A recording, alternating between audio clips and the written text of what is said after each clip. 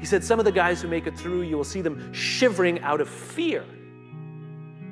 He said, but every single one of them who makes it through, when they're emotionally exhausted, when they're physically exhausted, some way, somehow, they're able to dig down deep inside themselves to find the energy to help the person next to them. Service.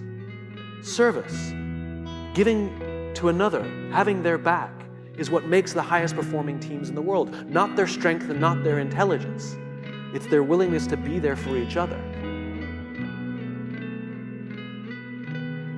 What kind of person am I becoming because of this relationship? Is it helping me to grow mentally and emotionally and spiritually? Am I becoming a better person because of this relationship? Do they bring out the best in me? Do they inspire me? Do they encourage me to develop my greatness? Do they make me stretch? So you got to look at the people in your life and find out, what kind of person are you becoming because of that relationship? My mother used to say, birds of a feather flock together. You run around with losers, you will end up a loser.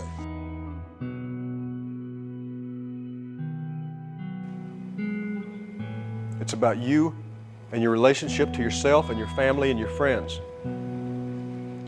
Being perfect is about being able to look your friends in the eye and know that you didn't let them down because you told them the truth. And that truth is that you did everything that you could. There wasn't one more thing that you could have done. Can you live in that moment as best you can with clear eyes and love in your heart? With joy in your heart. If you can do that, gentlemen, then you're perfect. People feel safe.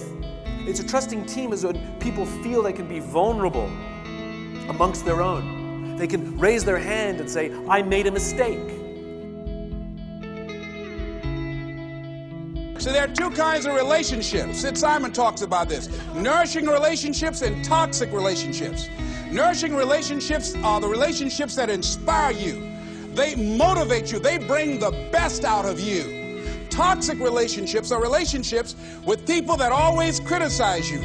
All they can do is find fault. All they can do is just exploit your weaknesses. All they can do is remind you of the mistakes that you've made in the past.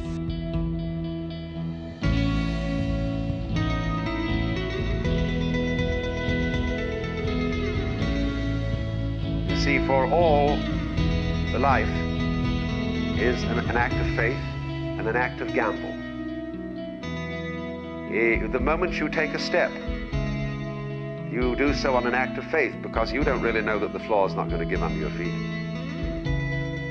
The moment you take a journey, what an act of faith. The moment you enter into any kind of human undertaking in relationship, what an act of faith. See, you've given yourself up. But this is the most powerful thing that can be done. Surrender. See, and love is an act of surrender to another person. Total abandonment.